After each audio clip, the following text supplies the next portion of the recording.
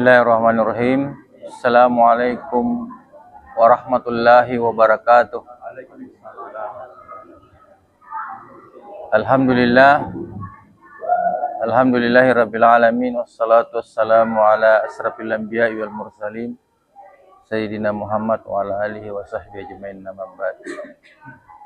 Bersyukur kita kepada Allah Subhanahu wa taala masih diberi kesempatan untuk duduk-duduk untuk membuat satu majelis, ya. Itu majelis ilmu, ya.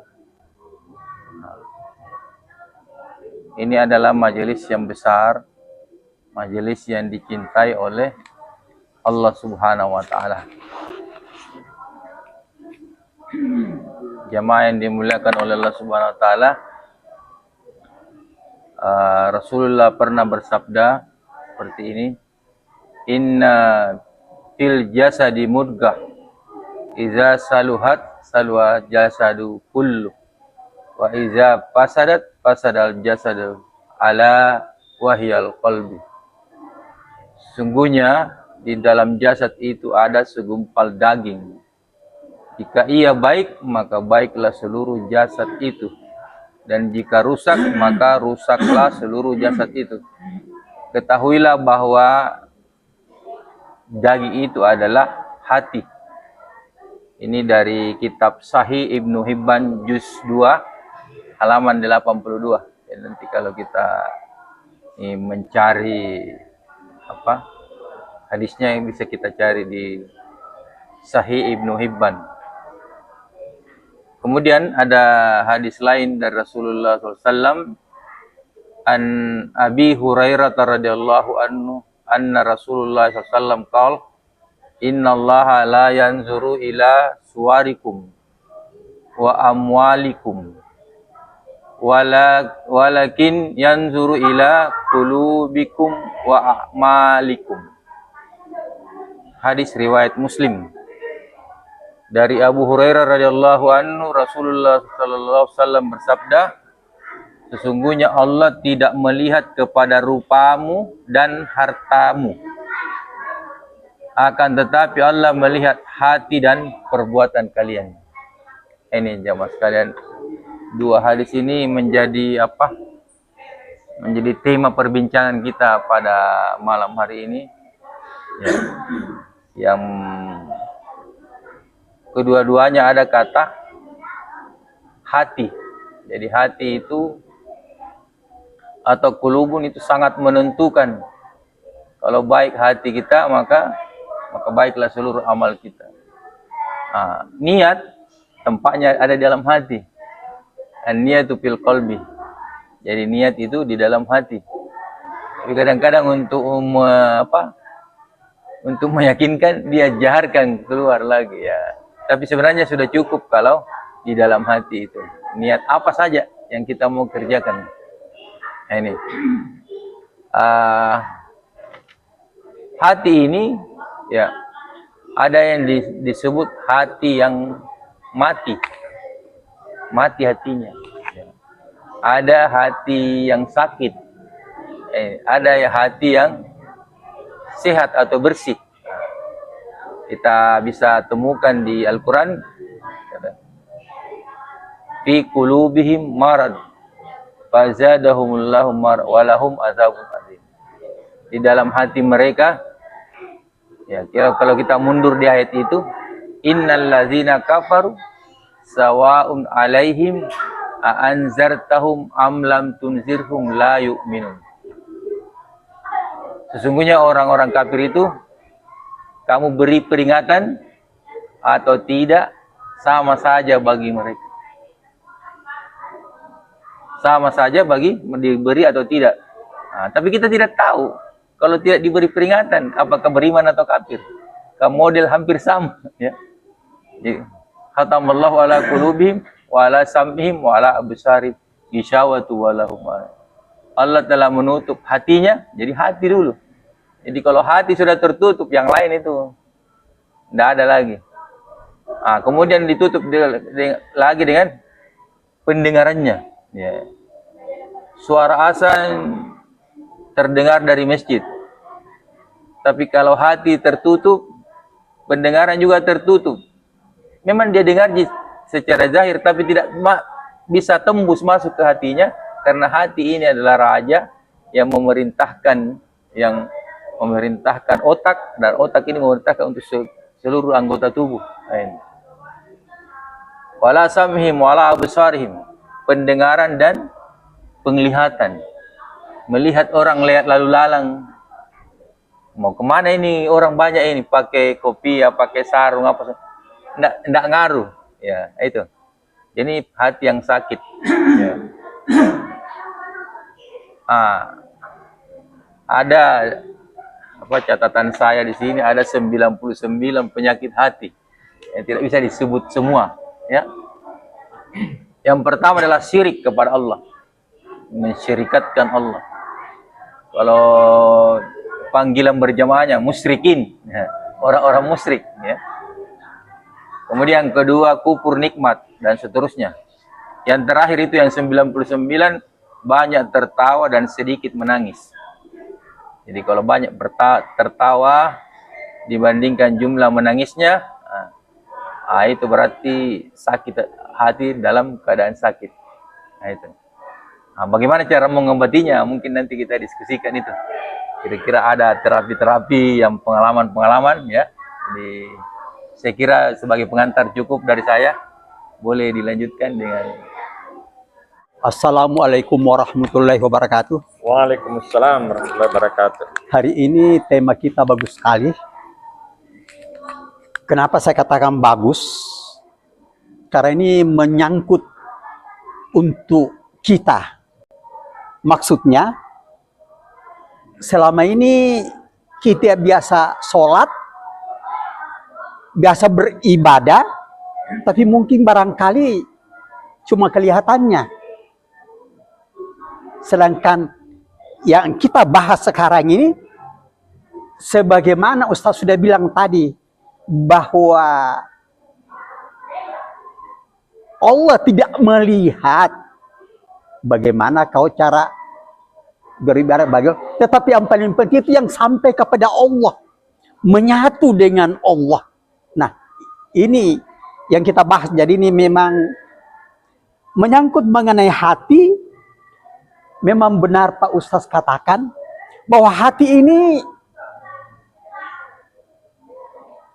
kalau dipengaruhi oleh pikiran gelap, maka pasti jadi jahat. Tapi kalau dipengaruhi oleh bisikan Allah, itu pasti akan jadi baik. Jadi saya cuma menambahkan, bagaimana caranya agar hati ini kita bisa giring supaya bisa menjadi baik. Ini yang paling penting sekali. Kalau ini kita sudah berbuat ingin menggiring, itulah dikatakan surat Al-Qiyamah ayat 40. Kalau Allah bisa berbuat demikian, berarti Allah juga bisa menghidupkan orang mati. Kuncinya di sini, yaitu mulai saat ini stop kita buat kesalahan-kesalahan. Stop kita buat hoax. Stop. Semua kita stop. Dan mulai hari ini, jam ini, saya akan bertobat. Bertobat. Tobat bukan seperti biasa, seperti tobat ini maksudnya tobat kita kembali kepada Allah, kembali menjadi suci, kembali kalau boleh kita terbuka mata kalbuta kita kembali, mata hati kita buka kembali. Sebagaimana kita ketahui bahwa kita ini sekarang surat Al-Isra ayat 72, barang siapa yang buta hatinya di dunia ini, niscaya lebih buta pula hatinya di akhirat kelak. Olehnya, mumpun kita masih hidup, kita usahakan supaya mata hati kita ini, mata kalbu kita ini, mata batin kita ini supaya bisa terbuka. Caranya bagaimana? inilah barangkali ini yang caranya bagaimana? Itulah bertobat. Setelah bertobat, ini ada yang sangat penting sekali kita harus tahu. Bahwa kalau kita ingin menghadap kepada Allah, kita ingin menuju kepada Allah, yang pertama-tama itu kalau boleh kita dalam keadaan suci. Bawaan kita, ego jahat, pikiran gelap, nafsu amarah, mudah tersinggung. Kalau itu singkirkan dulu, cincang dulu, bunuh dulu. Setelah itu baru kita bangkit menuju Tuhan. Insya Allah kita akan diterima. Jadi untuk melembutkan hati, itu istilahnya, untuk melembutkan hati yang keras, tidak ada lain. Kita harus berbuat kebaikan, kebaikan, kebaikan, kebaikan. Kalau boleh, tiap hari, tiap jam, kapan ada kesempatan, minimal kita bertemu dengan orang, kita tersenyum, insya Allah itu hijab kita akan terkikis. Apalagi kalau kita bisa menyelesaikan permasalahan besar. Kalau dulu itu membebaskan budak ya, itu bisa lebih besar lagi. Jadi tiap hari, dan inilah yang dilakukan oleh Imam Al-Ghazali. Jadi saya ini ikuti langkah dari Imam Al-Ghazali.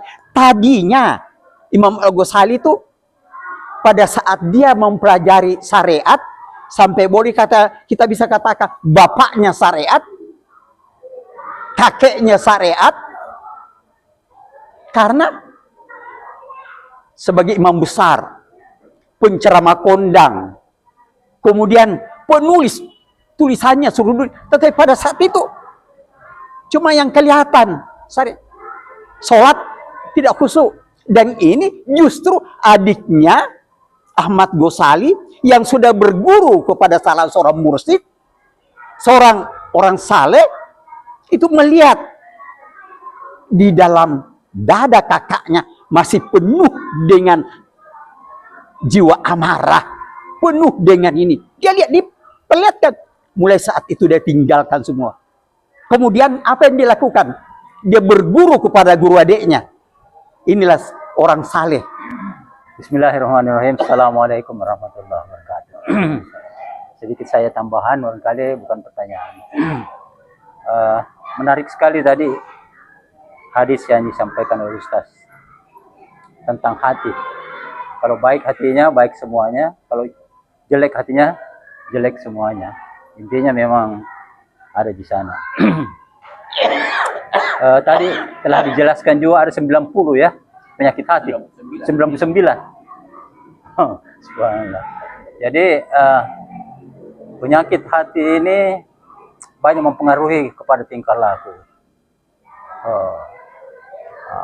Seperti misalnya sombong, congkak, dengki, iri hati, ujub dan segala macam itu adalah penyakit hati yang bisa terhingkap pada seseorang.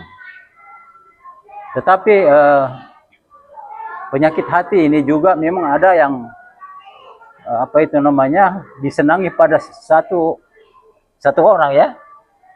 Artinya setiap orang berbeda penyakit hatinya. Ada memang yang sangat kental sekali. Penyakit hatinya memang sudah keras ya. Ada juga yang biasa-biasa saja. Nah, kemudian saya ingin kaitkan dengan penyakit hati dengan kehormatan. Seperti kita ketahui bahwa kehormatan itu adalah miliknya Allah. Tidak hanya kehormatan, tetapi juga barakah miliknya Allah, keselamatan dan kebaikan adalah miliknya Allah. Seperti yang kita nyatakan dalam tahiyat kita, at-tahiyatul mubarakatus salawatu thayyibatulillah. Jadi semua itu miliknya Allah, ada 4 hal itu. Antara lain ya, milik Allah itu kan semuanya. Tetapi saya mengarah kepada kehormatan. Jika seseorang mempunyai penyakit hati, dia tidak akan mungkin mendapatkan kehormatan itu. Walaupun dia setiap saat dia minta kepada Allah sebagai pemilik. Ya. Oleh karena itu mungkin sekaitan dengan itulah sampai hadis tadi itu muncul. Ya, sabda Rasulullah SAW tadi. Jadi penting sekali memang kita memelihara hati ini, dan caranya tadi telah dijelaskan beberapa dari Bapak sebelum saya ini, bahwa upaya-upaya kita untuk mendapatkan hati yang baik itu harus senantiasa kita ini kan usahakan. Tetapi kalau kita menuruti ajaran-ajaran agama, Al-Quran, itu sunnah, insya Allah kita akan memiliki hati seperti yang diinginkan oleh Nabi kita Muhammad SAW. Itu akan tercermin kepada akhlak kita. Ya, jadi kalau kita mengikuti akhlak Nabi Muhammad, insya Allah kita akan mempunyai hati yang baik. Ya, itu mungkin sedikit Ustaz tambahan dari saya. Assalamualaikum warahmatullahi wabarakatuh.